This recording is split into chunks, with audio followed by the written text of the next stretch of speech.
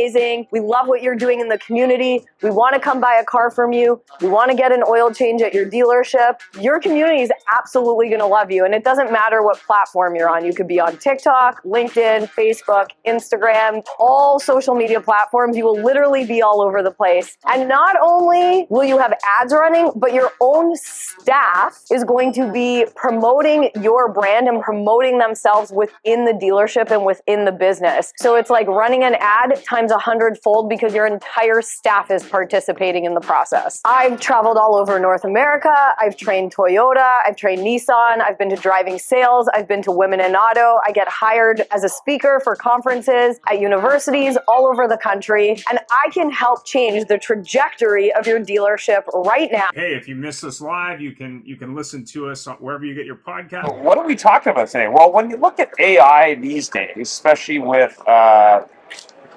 NADA this year, there's a lot of interest. Right. We had as I said on the show on Monday, we had a lot of dealers and others talking about AI on different sides. One of them was April from Horn Auto Group. So she was like, oh yeah, I went to NADA this year and I bought all kinds of AI technology. Oh boy. I bought it all. It's like, yeah, I'm interested in this, buy this, buy this, buy this. So we asked her, we said, okay, well, are you using it all? Right. And she goes, well, some of it we're using, some of it we canceled, some of it are different dealerships have different cultures. They couldn't handle it for whatever reason. Right. But some of it's very good. But the thing that was really interesting that came out of it was AI evangelists. So she said, well, in order to maximize the AI in a store, it has to be the right tool for the store. You have to have an evangelist when it breaks that can fix it, kind of like the internet back in the early days. You have to have someone that's, willing to work with it, that's adaptable. But more importantly, it's got to make sense for the other things going on in the dealership. So we also had a lady from CDK Global, name escapes off the top of my head, but she was a data person for CDK. So she was talking about 40 years of data. Right. But the thing that was interesting is the dealer had one point of view.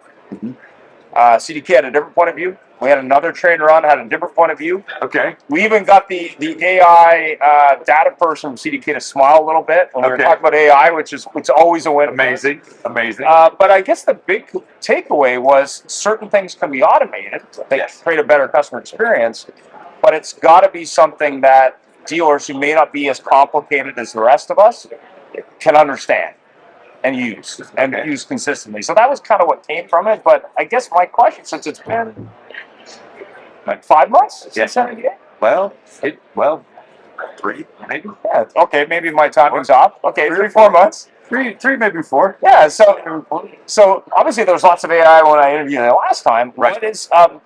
What's happened the last 3 or 4 months? And what has your opinion been with the dealers you talk to or the OEMs that you talk to in NUMA.Ai in terms of what their response is? Yeah. So what's interesting is that lead-in that you just did, you hit on like 4 major topics that are going on right now. So I don't even know where to go, Ian. Like you gave me so many things. All right, first of all, let's talk about technology as a whole and adoption, right? Okay. So April, I believe you said, was talking about how there needed to be an AI evangelist in the store. 100%. We believe that. But if you look at change management of any kind, you have to have that one person that really is they shoulder the burden and they're heading out with it. How does that work specifically with AI? I think that they have to be somebody that is looking forward to the technology and what the technology can bring. One of the things that we're seeing right now is that with the evolution in AI as it's happening, the dealerships that are getting on AI today are getting a 6, 12, 18-month head start to everybody. Because it's not really going to be AI or something else. It's going to be AI or not. Like if you don't use AI in 12, 18 months, you're going to be at a competitive disadvantage. That's not just like talking about us as a product. That's talking about what AI is going to do in automotive. If you talk to Tasso, our CEO, our co-founder, and you look at the vision that he has for what's going to happen the next 18 months, the next 3 years, the next 5 years as we progress with this AI, it's, I say this AI, but with AI in general, it's incredible because we already have seen it. I just was on, I just did a driving sales webinar, right? Yeah. And in that, I showed them some statistics, and I don't remember what they are. What I have learned about statistics is that 73.8% of all statistics are made up on the spot.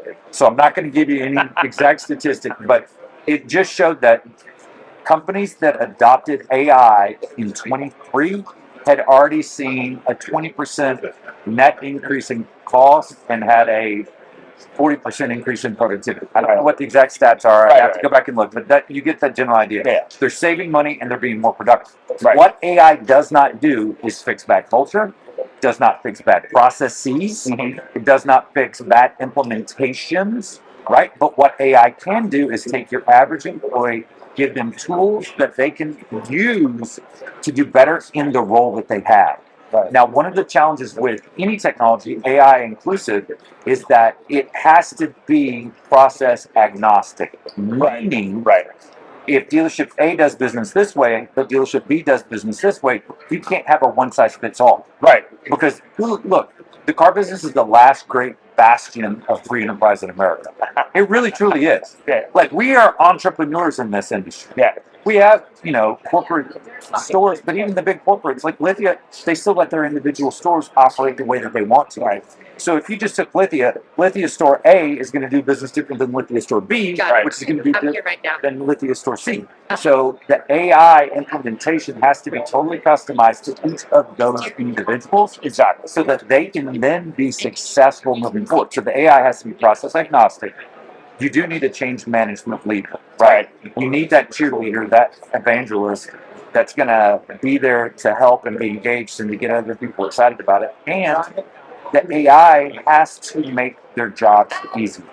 Yeah, 100%. I mean, that's what she was really talking about was I have different needs at different stores, but to your point, if I have a broken process across the board, I'm probably going to start by fixing that and then slowly rolling out. And that's one of the things she was saying. She says store A might be able to use 3 products. Store B might only be able to handle 1. Maybe eventually number 2. And when you're looking at dealers, some are trailblazers more than others, but also some are early adopters more than others. So what do you say to that dealer who says, hey, I love the technology and I have 5 rooftops to pick a random number? Right. This one's our big kahuna store. They got it handled, but I'm not so sure about this store. They're a little bit old school. Don't really get it. I mean, what do you recommend to a group like that? So we actually, in our customer success, we have an implementation model where we start out, this is a level 1 implementation. This is a store that's never used AI, that's not had any experience in anything other than voicemail, right? You understand what I'm saying? Yeah. CDK and voicemail, they got that down, right? Great. So this is what we consider a successful level 1 implementation. Then we move into a level 2 implementation. Then we start to add in some of the AI flair and some of the additional benefits. When we move into level 3, that's where that change manager comes in, because now we've stepped into a place that AI is transforming the way that they do business. Okay. So here at level 1, we replace existing tools. At level 2, we use the AI to broaden the abilities of those existing tools. At level 3, we transform the way they do business. Okay. So when we roll into a store, we kind of know, hey, that's a level 1 implementation to start. And so we set the goals based on that.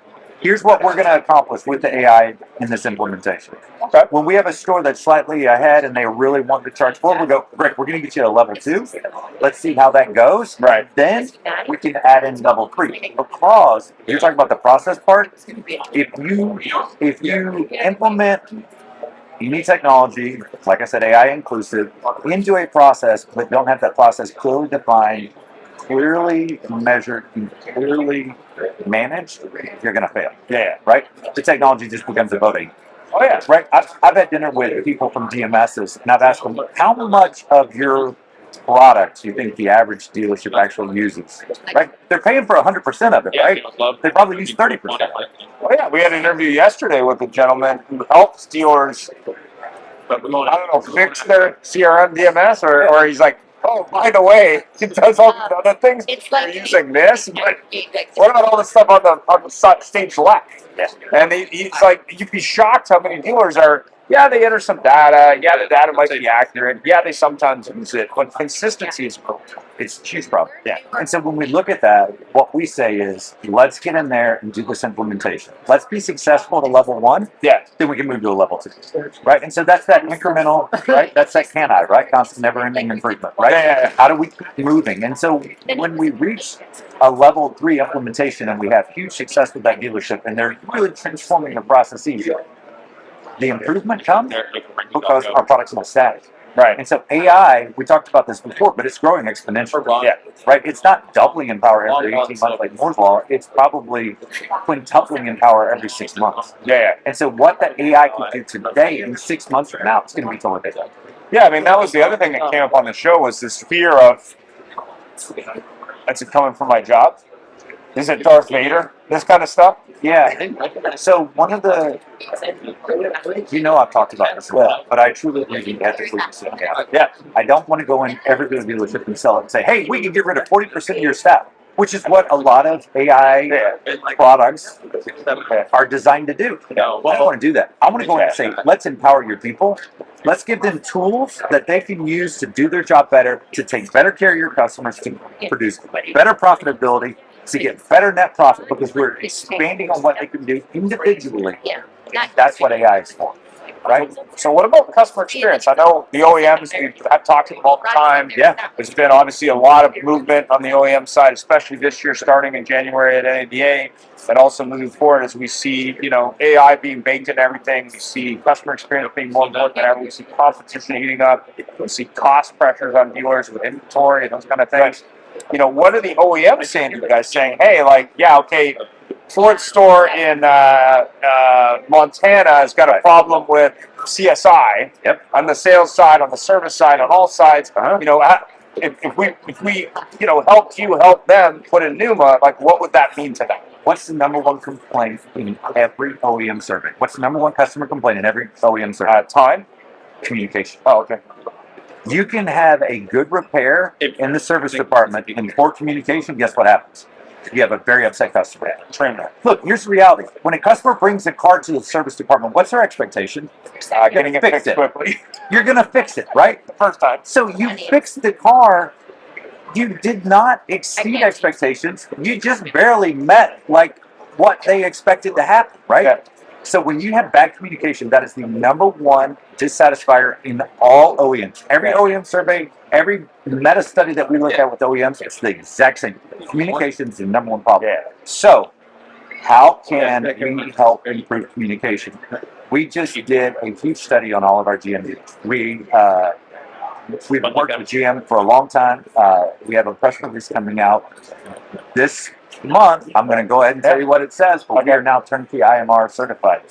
We are also the only provider of a technology solution that's approved for Pinnacle that counts as a contact in the service drive. Wow. So they have to answer the phones at Cadillac stores within 3 rings. It doesn't count as a connection. NUMA is the only technology that's allowed to count as a connection. Wow. Nothing else does. Well done. So when we look at this, the reason why is because our AI enhances the ability of the employee to communicate with the customers. Cadillac, nationally, Cadillac dealers right now, the average response time on a missed call to Cadillac dealership is 6 minutes. 6 minutes. If I can get your people to call a customer back in 15 minutes, what do you think happens? Customer satisfaction goes up, so does dollars per RO. Right? That's the reality. So when we look at all of GM, Chevrolet, Buick, GMC, Cadillac, we're running at 13 minutes on average for a missed call. That changes the game. Because not only does NUMA facilitate that with our AI, but NUMA also anticipates what needs to happen next and creates a workflow for the employee that missed that call. What about that market where you're in one Cadillac dealer and you're not in another one? What does that mean for the one that didn't choose you? I don't know. Oh, okay. They're, like I said, Are they sorry about it? Now, everybody's going to be on AI, and the people that adopt today, bake it into their processes, are going to have that much of a head start. So if I owned a Cadillac store and a Chevrolet store, or maybe multiple Cadillac Chevrolet stores, is there a different way NUMA would work, say, with a Cadillac customer versus a Chevrolet? It's customized to every single game. So if I was, let's just say, and not to please devil advocates here, but let's just say I had a Toyota Lexus franchise, and I also owned a Hyundai Genesis franchise. Absolutely. So that experience, say, at Lexus is going to be different than, say, at Genesis is going to be different than a Hyundai, and different than a Toyota. Not only that, but we can use different voices. We can do different Japanese inflection. Well, we could if we wanted to, but our preference is let's stick with English. That's the dominant language right now. But we could do male, female. Right? We can do customizing of the voices to match the experience that they're trying to deliver. Right. That's the key. is that every single engagement has to be customized to match your clientele. Right. So that's what we do. So in terms of the future, when you're looking at different brands, you're looking at automotive in general, you're looking at new entrants like VinFast, maybe BYD, who knows, others, existing like Tesla and Lucid and others. Are you feeling that the wave of change is happening as fast as you'd like, or you'd want it to accelerate? I don't know. I think it's a good question. I think that if the wave of change was any faster, there'd be a lot of people that wouldn't be able to adapt, and it might seem. And I don't want to see that. I think that we are kind of at a great place in automotive where customer experience and satisfaction is now being truly equated to volume and profitability. Yep. And so I think that we have kind of the sea change that's happening where dealers are beginning to focus on how do I improve my customer experience, not because the manufacturer is dictating it, but because I know that if I take care of my customer, it's going to be profitable. Right. And so I think we're starting to see that as a true opportunity in automotive instead of just an ancillary side thing where I'm like, oh crap, Ian's coming in from GM. I gotta have get my head pounded about my customer satisfaction being bad. So I think dealers are starting to make that change, and I love it. And I think it's amazing, and I think that it's absolutely one of the most important things that's happened in the last 20 years in automotive. So I see that as good. So I think that where you're going with this is that as these new contenders enter the market and as people are starting to have different levels of expectation because of the demographics of the buyers, because of the demographics of the servicers, we're starting to see the change take root. And I think that it's going to happen. I really think that we're going to see full adoption of customer experience, quote unquote, customer satisfaction, and AI empowered associates within the next 12 to 18 months. I think that those things are going to go hand in hand. So it's interesting you brought up demographics, and I was referencing a study that I had the opportunity to read, I think last week, and they were talking about generations. So they had millennials, older millennials, younger millennials, Gen Z, not alpha yet, and everything else. Yeah. And I guess my question would be, obviously attention span isn't growing, but when you look at that, say, greatest generation, the baby boomers, the Gen X, which is my generation, millennials and Gen Z, is there a different way that NUMA would interact with those generations based on attention span, or is it so interesting? You know what's funny? There's a town in Florida called the Villages. Okay, yeah, familiar. Retirement community, predominantly 65 and up demographic. The amount of text to phone calls from our dealerships that service the Villages is almost 90 to 10. Wow. They want to text. They don't hear as well, possibly. Yeah. They might misunderstand something on the phone. They get frustrated more easily. Yeah. But when they can text, they are completely comfortable doing that. I had a dealer tell me, he's like, there's no way my client's aging. There's no way my demographic, they're not going to do it. I'm like, here's a case study. Let's take a look at what's happening. They're different, right? Different customers? Yes. Yeah, well, all customers are different, right? That's every market's different. Yeah. But we do see that the reasons that people engage are different, but the engagement tends to stay fairly similar. Interesting. I worked with a dealer years ago, and they were in a retirement kind of area, and they always used to say to me, listen, our customers are different from the urban customer. I'm like, okay, they still drive cars, right? Yeah. They still fix cars, right? Yeah. Okay. They still service cars, right? Yeah, they do. Still buy stuff. They might have more money to buy stuff, I don't know, but it was interesting because when you look at brand to brand centric, you look at demographics, you look at, actually there's a company here at NUMA.Ai, I've met a recruiter out of Colombia who's recruiting creative people who speak Spanish, right, that were remote. There's a company here at the show this time, which is really interesting. So they recruit just Spanish speakers for car dealers to be Spanish speaking teams in the stores that may or may not know they have a Spanish speaking customer base. Right. Some of them aren't even aware of it. Right. So I thought that was interesting, but more importantly, when you look at it, even if Spanish is a de facto language, they probably still speak some English. And in addition to that, they still drive cars, they still buy cars. But the thing that was interesting, specifically Spanish culture, versus English culture. They said in English culture, you can send them a link, they're going to fill out a credit app. In a Spanish customer, they want to do that over the phone. Yeah, they want to talk to you. So it's kind of interesting. I didn't know that. Yeah, it is. And I think that's another reason that having AI technology like what we do is important, because with our AI tech, we can communicate in over 100 languages. And then the people at the dealership see it in English, but the customer sees it in their native language. Yeah. And so it just makes it more seamless and more welcoming to the client. So, being able to text with somebody in your native language. We got a dealership in the Atlanta Metro. They got 16 different languages that are spoken in their tourist drives. Yeah. Right? 16,000. By their employees. Okay. We've probably seen over 20 different languages have been back and forth inside of New York. Yeah. So we want to meet the customer where they're at and we want to make it easy for them. And you're correct. Each of the different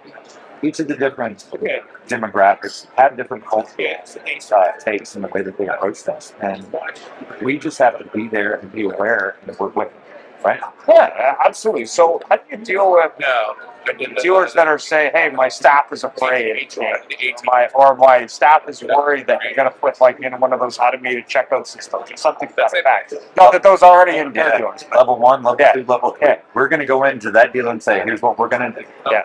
We're going to replace X, Y, and Z that you're already doing with a slightly more improved product, a slightly more improved user experience, a slightly improved customer experience. Like, let us do this level 1 implementation. Let's get it knocked out with your people. Prove to them there's nothing to get afraid of. Then we'll move you to level 2. Fantastic. And that's the way we launch it. And that's the way we do it. And that's the other reason why I keep saying a one-size-fits-all philosophy in technology is doomed to fail. Because we are entrepreneurs at heart, and we are going to do things differently in my store than you're going to do with your store. Yeah. And we have to make sure that the customization happens and that the dealership controls are taken care of. Okay. Well, thanks for taking the time, as always. Pleasure. And if you're at ASOTU, definitely check out NUMA. If you haven't seen the video that we put up at NADA, that was also very, very well done. Interesting booth too, and we talked about stuff. Obviously, AI keeps moving forward, as you said, and it's awesome. Yeah, it's awesome. All right, thank you. Thank you. Hey, if you missed us live, you can listen to us wherever you get your podcast.